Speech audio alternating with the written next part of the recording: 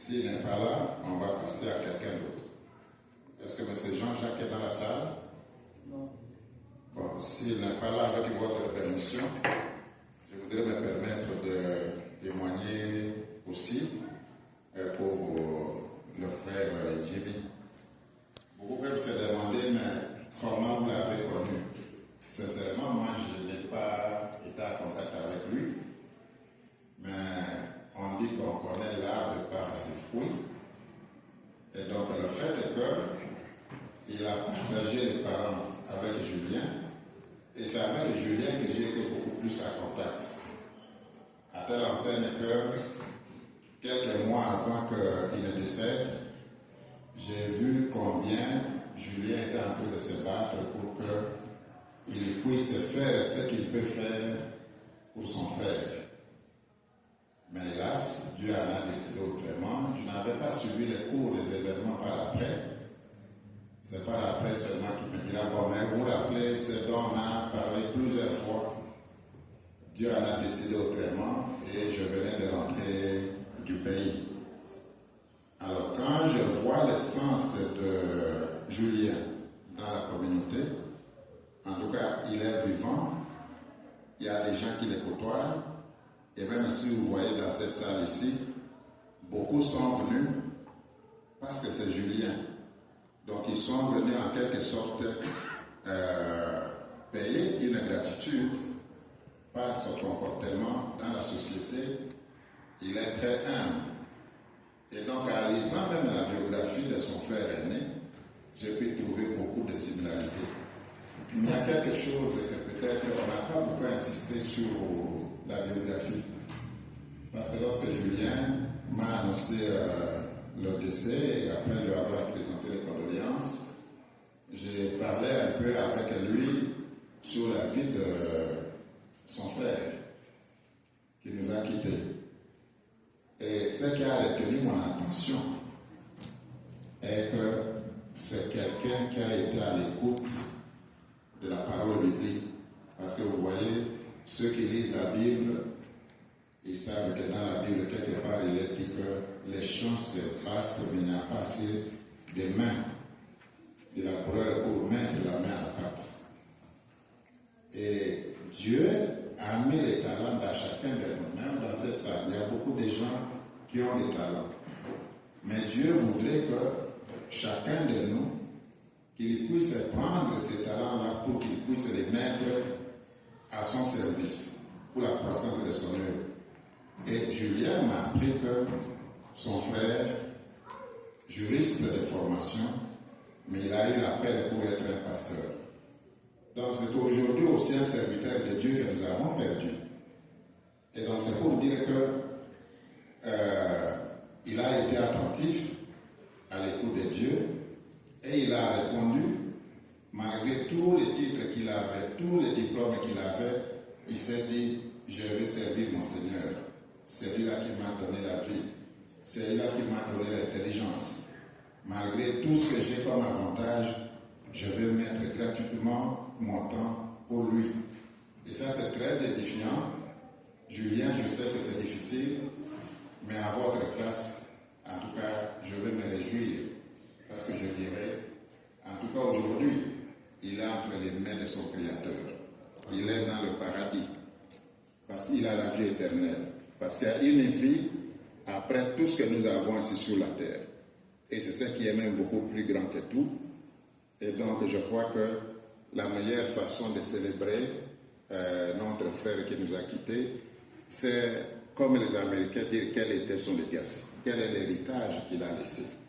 Donc il a laissé l'héritage de quelqu'un d'humble, de quelqu'un qui a écouté la parole de Dieu et qui s'est dit je vais le servir.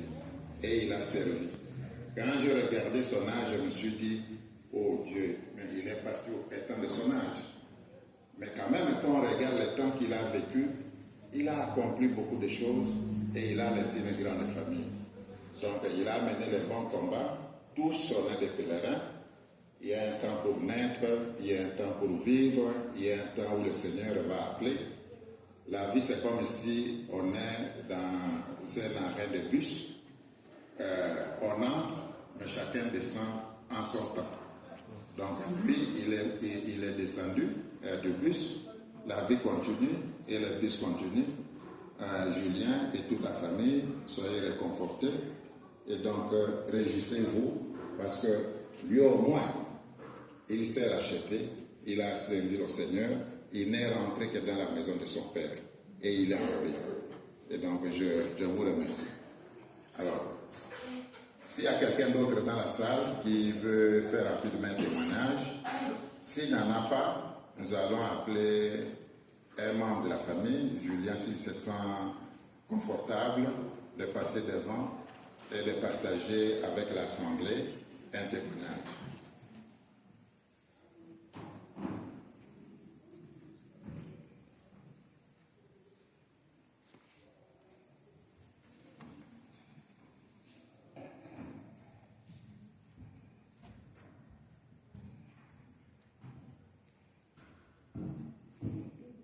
Bonsoir à tout le monde. En fait, c'est pas facile de se tenir pour prononcer les fils qu'on a. On vient de passer un moment très difficile dans notre famille. Il n'y a pas longtemps, donc au mois d'août, on avait perdu une cousine. Au mois de décembre, Dieu est parti. Je commencerai par vous remercier, puisque vous avez accepté de venir célébrer la vie. Jimmy Kitambala, c'est mon grand frère. Nous sommes nés dans une famille de 9. Alors Jimmy était le troisième de la famille, et moi je suis le quatrième, je viens juste après lui. Si je peux parler de Jimmy, je peux le qualifier en 3. En qualité de grand frère, ami et confrère. Pourquoi je dis confrère? Comme on est avocat, donc confrère avocat. Comme grand frère, on a passé notre jeunesse ensemble. On dormait ensemble, on mangeait ensemble, on s'amusait ensemble, on s'habillait de la même manière, on partait à l'école ensemble avec Jimmy. Depuis notre enfance, on a commencé à servir notre Dieu à l'église catholique, comme vous voyez sa photo. On était dans le groupe qui s'est honoré. On a servi le Seigneur. On était servant de messe, des acolytes, jusqu'à devenir responsable comme lui. On était vraiment ensemble, on a passé toute la vie ensemble. On s'est séparés avec Jimmy. Bon, on s'est séparés lorsqu'on a quitté, la maison familiale, on s'est marié. C'était en 2003. C'est là où on s'est séparés. Lui, il est parti chez lui. Et nous sommes restés à la maison familiale. Mais à part ça, on a passé vraiment des bons moments ensemble. Donc Jimmy n'était pas seulement grand frère, il était aussi ami. Mes amis, j'avais mes amis qui étaient aussi ses amis. Ses amis étaient mes amis. Je prends l'exemple aujourd'hui, on est là, il y a les couples Coco Dembo qui sont venus de Chicago. C'était ses amis et ce sont mes amis. Je prends l'exemple encore de Maître Michel qui vient de faire le témoignage. Il est son ami, mais il était son ami, mais il est aussi mon ami. On a passé vraiment des moments ensemble. On avait des amis communs. Donc il n'était pas seulement grand frère, mais il était aussi ami. Et il n'était pas seulement aussi ami, il était aussi confrère. Je me rappelle lorsque je terminais mon premier cycle, j'avais l'idée pour moi d'aller à la magistrature militaire.